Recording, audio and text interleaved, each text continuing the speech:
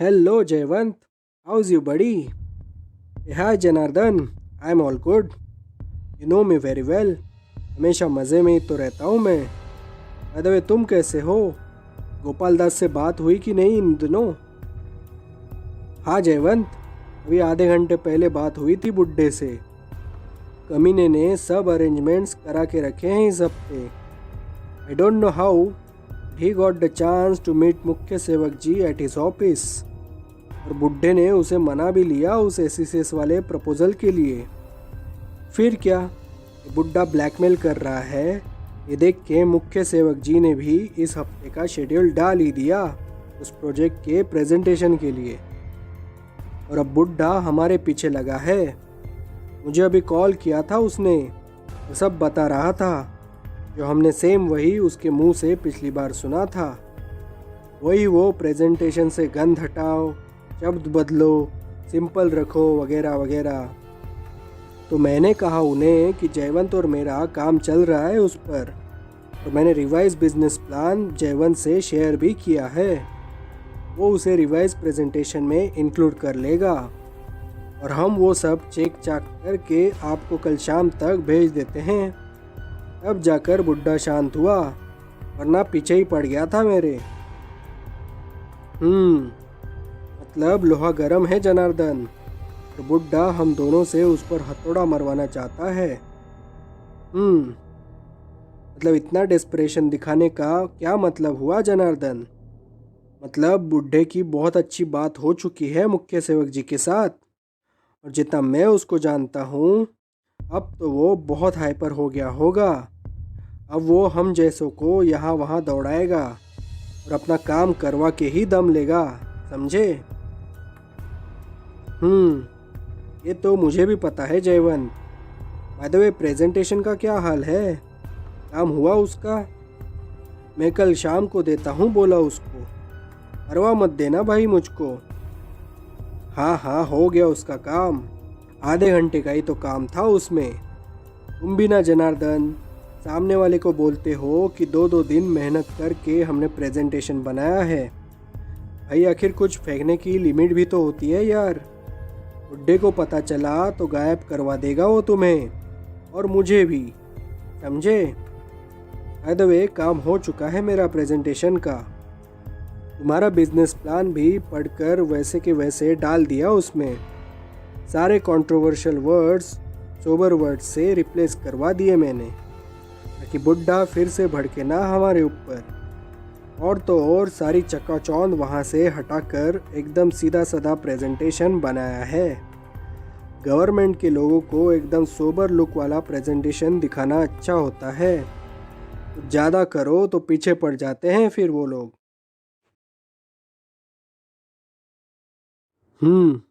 I know Jaywant, you do your job very best.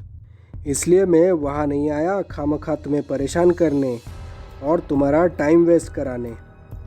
बुड्ढे ने कहा था मुझे कि तुम दोनों साथ में बैठकर प्रेजेंटेशन बनाओ और चेक रीचेक करके सब फाइनल होने के बाद ही मुझे भेज देना.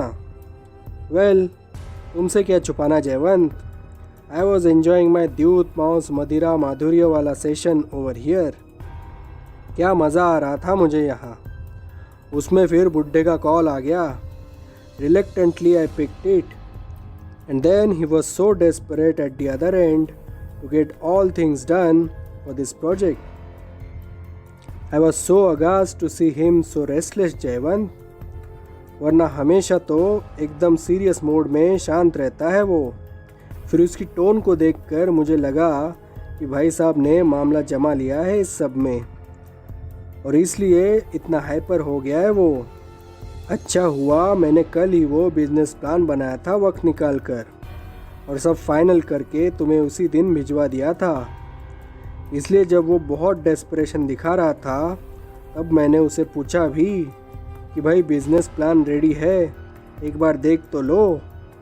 लेकिन भाई साहब बहुत जल्दी में थे जयवंत, और बोले प्रेजेंटेशन में सब इंक्लूड करो, ये सब फाइनल करो, बार बार चेक रीचेक करो, और तुम दोनों जब फाइनली सेटिस्फाइड होंगे तो मुझे भेज देना कल शाम तक. फिर क्या, फ़ोन रखा उसने. मेरा तो मजाक किरकिरा कर ही दिया था उसने तब तक। तो सोचा तुम्हें कॉल करके स्टेटस पूछ लूँ ये सब का, कि कहाँ तक काम पहुँचा है हमारा।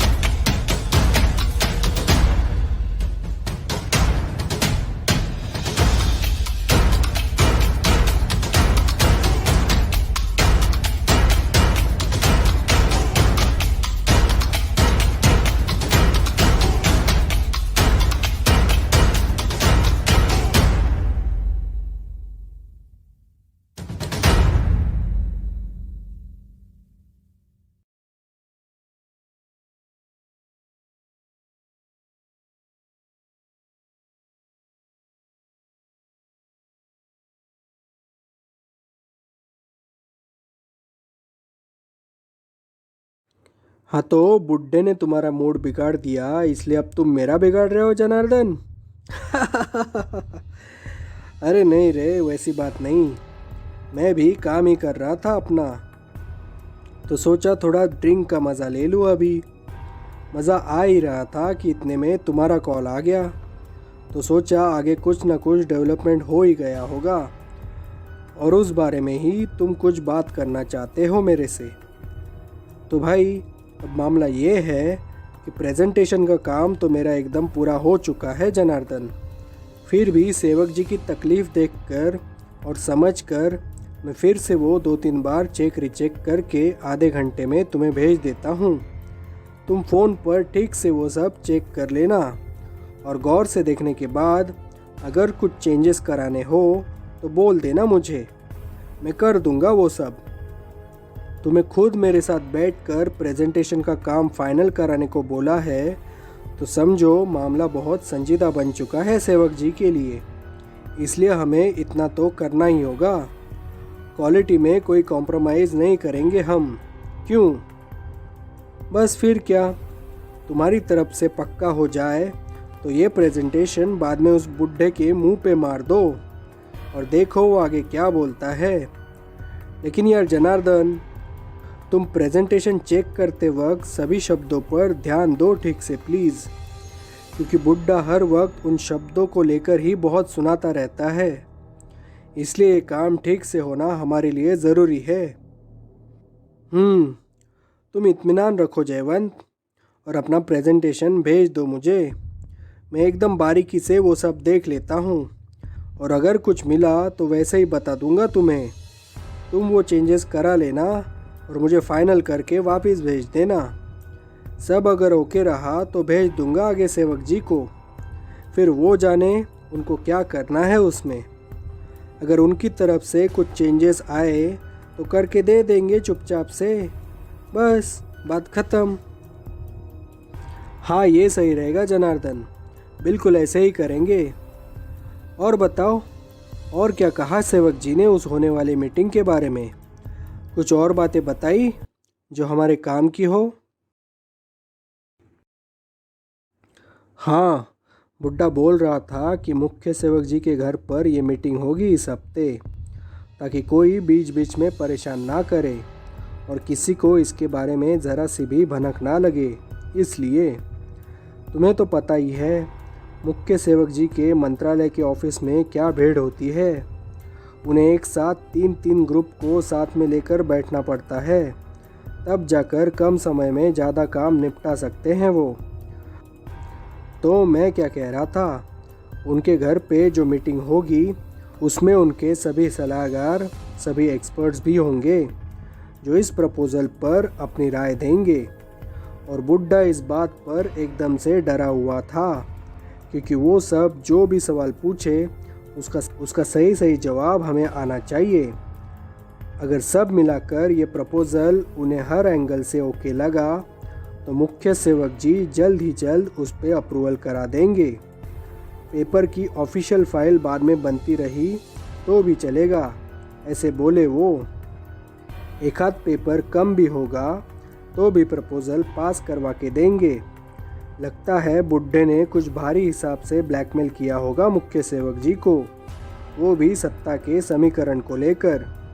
इसलिए इससे पीछा छुड़ाने के लिए ये सब अप्रूवल का नाटक कर रहे हैं मुख्य सेवक जी। इसलिए बुड्ढा फिर एक्साइट हुआ और जल्द ही जल्द उसने मुझे फ़ोन करके ये सब बता दिया। और आगे ये सब बातें मैं तुमसे शेयर करके वो बिज़नेस प्रपोज़ल का प्रेजेंटेशन फाइनल करने को बोला है हमें एक साथ बैठकर। तो ये सब चीज़ें हैं जयवंत। अब मैं क्या कहूँ इन सब में, इसमें से क्या क्या सच होगा और क्या क्या झूठ, हमें क्या पता। बुड्ढा तो हर बात एकदम सच्चाई से थोड़ी ना बताएगा हमें, इसलिए जो भी कुछ कहा उसने वो मान लिया। और अब आगे तुम्हें बता रहा हूँ मैं ये सब। बातें तो एकदम कड़क है जनार्दन, लेकिन बुड्ढे ने बहुत कुछ जलवा बिखेरा है इस बार। सच में दम है उसमें ऐसे ऐसे कांड करके पैसा कमाने के लिए। हाँ, ये तो सही है कि उसकी बातें कितनी सच हैं या फिर कितनी झूठ, ये तो कोई बता नहीं सकता भाई। तो इसलिए ये सब बातें सच मानकर ही आगे बढ़ना होगा हमें। ज़्यादा इसके ऊपर सोचते रहे तो पागल हो जाएंगे और वक्त ज़ाया हो जाएगा वो अलग। इसलिए सब मानना ही होगा हमें। बाय द वे, मुख्य सेवक जी के घर पर जो मीटिंग होगी वहाँ वो तो आ रहे हैं ना, कि हम दोनों को ही वो प्रेजेंटेशन कराना है वहाँ पे। ज़रा इसके बारे में तो बताओ जनार्दन। हाँ, गोपाल दास आएगा ज़रूर, वहाँ आना ही पड़ेगा उसे। उसने क्लियरली मुझे कहा है कि हम दोनों प्रेजेंटेशन पूरा एक्सप्लेन करेंगे मीटिंग में, और वो वहाँ हम कहीं पर कम पड़ गए तो वो सुधारने का काम करेगा। साइड बाय साइड वो मुख्य सेवक जी पे दबाव रखने का काम भी करेगा, ऐसा उसने बोला है मुझे। तो देखना पड़ेगा मीटिंग के वक्त उसके मुख्य सेवक जी जैसे बड़े बड़े लोगों पर दबाव डालने का अंदाज। भाई हम भी तो कुछ बातें सीखे इनसे।